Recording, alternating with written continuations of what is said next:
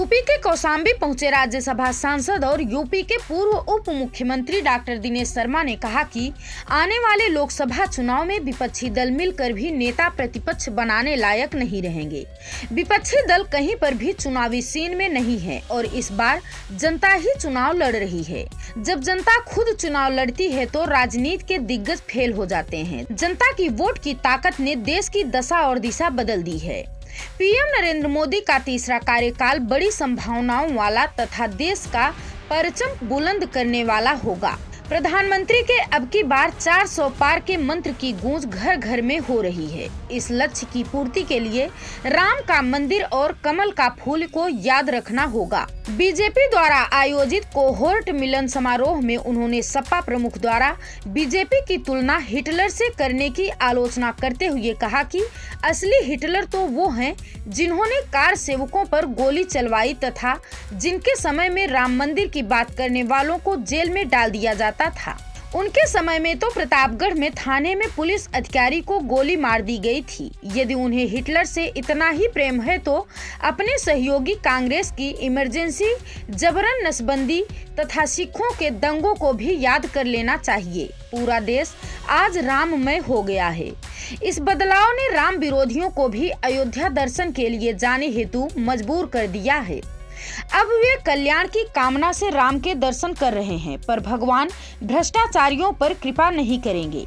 देश के मिजाज में परिवर्तन का असर है कि विदेश जाकर नया साल मनाने वाले आज कोट के ऊपर जनेऊ डालकर ब्राह्मण होने का स्वांग कर रहे हैं। सांसद ने कहा कि असल में इन लोगों को मोदी जी का विकास रास नहीं आ रहा है। किसान को सम्मान निधि, महिलाओं को गैस सिलेंडर, प्रधानमंत्री आवास, हर घर में नल से जल की सुविधा, घर घर बिजली व शौचालय की सुविधा, चिकित्सा के लिए आयुष्मान कार्ड देकर जनता के जीवन को सम्मानजनक बनाने को डिक्टेटरशिप बताने वालों की सोच ही जन विरोधी व विकास विरोधी रही है। चुनाव इनके लिए मौसम की तरह है। जब चुनाव आते हैं तो ये राजनीतिक पर्यटन पर निकल आते हैं। जनता की 5 साल लगातार सेवा केवल मोदी योगी की सरकारें तथा बीजेपी का कार्यकर्ता करता है। CAA के लागू होने पर उन्होंने कहा कि इसके लागू होते ही विपक्षी दलों में कोहराम मच गया है। असल में वे एक बार फिर बांटो और राज करो की साजिश करना चाहते हैं। इस कानून से देश के किसी नागरिक को डरने की जरूरत नहीं है। ये एक क्रांतिकारी कदम है। ये पाकिस्तान, बांग्लादेश, अफगानिस्तान के पीड़ित जैन, सिख, ईसाई, पारसी, बौद्ध, हिंदू अल्पसंख्यक शरणार्थियों को नागरिकता देने का कानून है। विपक्ष के पेट में दर्द हो रहा है क्योंकि उनके पास कोई मुद्दा नहीं है। कांग्रेस और बीजेपी के अंतर को बताते हुए उन्होंने कहा कि कांग्रेस सरकार में कश्मीर के अपने ही नागरिक शरणार्थी बनने को मजबूर हुए थे, जबकि बीजेपी सरकार ने शरणार्थियों को बसाने की व्यवस्था की है। देश की राजनीति में पहली बार ऐसा हो रहा है कि सत्ताधारी पार्टी ने सारे संकल्प पूरे कर दिए हैं। धारा 370 के हटने पर देश के विभाजन और गृह युद्ध जैसी संभावना जताने वाले विपक्ष की बातें झूठ का पुलिंदा साबित हुई तथा कश्मीर में धारा 370 के हटने के बाद वहां माहौल लगातार बेहतर हुआ है। आज वहां लाल चौक पर तिरंगा शान से लहराता है तो सैलानी घाटी की सुंदरता को सुकून के साथ निहार रहे हैं। वहां पर देश के अन्य भागों की तरह ही युवा क्रिकेट खेलते नजर आते हैं। कांग्रेस के पूर्व अध्यक्ष भी बिना किसी डर के कश्मीर की वादियों का आनंद ले सके हैं। डॉक्टर शर्मा ने कहा कि देश में एक समय ऐसा भी रहा है जब बम धमाकों का डर लगा रहता था। आतंकी बेखौफ वारदातों को अंजाम देते थे, पर आज आतंकी घटनाओं पर लगाम कसी हुई है। चीन और पाकिस्तान को आज भारत की सेना मुंहतोड़ जवाब देती है।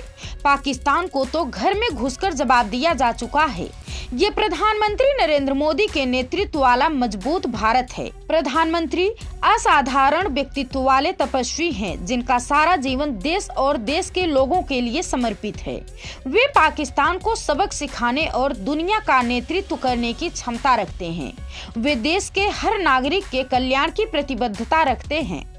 पूर्व उप मुख्यमंत्री ने कहा कि यूपी में पिछले 7 साल में एक भी दंगा नहीं हुआ है। सूबे में राम राज्य कायम हुआ है और सरकार की योजनाओं का लाभ भी जनता तक बिना किसी भेदभाव के पहुंच रहा है।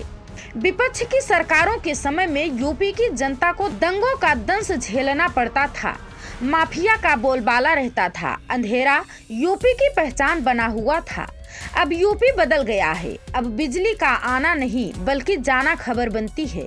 माफिया या तो प्रदेश के बाहर हैं अथवा जेल में हैं। सिंचाई के लिए पानी उपलब्ध है। यूपी में आज 17 एक्सप्रेसवे हैं। डिफेंस कॉरिडोर बुंदेलखंड की नई पहचान है। आज यूपी उद्यम प्रदेश बनने की ओर अग्रसर है। इसके पीछे प्रधानमंत्री और मुख्यमंत्री का विजन और उसे जमीन पर उतारने की प्रतिबद्धता है। इस देश को आक्रांताओं ने लूटने का काम किया, पर वे यहाँ की संस्कृति और संस्कार समाप्त नहीं कर सके। इसी संस्कृति के संरक्षण का कार्य पीएम मोदी और सीएम योगी ने किया है। देश में बीजेपी के पक्ष में लहर बह रही है। इसका कारण देश में पिछले 10 साल में हुई प्रगति है, जिससे जनता के जीवन में सकारात्मक बदलाव आया है। उन्होंने कार्यकर्ताओं से भेंट करने के साथ ही कौशाम्बी, प्रतापगढ़ तथा फूलपुर लोकसभा क्षेत्र के विस्तारकों के साथ बैठक की। मंझनपुर नगरपालिका में लाभार्थी संपर्क, शक्ति वंदन आदि कार्यक्रमों में भी सहभागिता करने के साथ घर घर जनसंपर्क किया। Bureau report, Prayagraj 24x7 news.